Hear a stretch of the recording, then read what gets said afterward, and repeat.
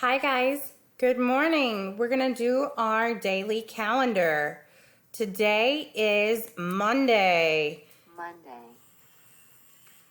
Everybody needs to say the sentence, today is Monday.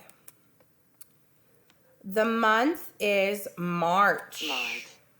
The month is March. Everybody needs to say the month is March. 30th. The date is the 30th. Monday, March 30th. Okay, if we look at the weather, you can take time to go look and see. It is cloudy and it's rainy. So we can choose rainy. The weather is rainy. And what's the temperature outside? Is it cold, cool, hot, or warm? Right now, it is pretty cool. Today's low was 59 with a high of 70. So we'll go with cool. And let's dress our person, okay? So if it's cool, we could probably just wear jeans. And sorry. What top do you think? Tops. Could we do a t-shirt or a tank top?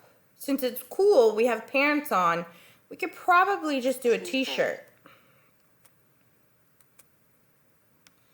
And for our shoes, it's going to be raining, so I suggest we use rain boots.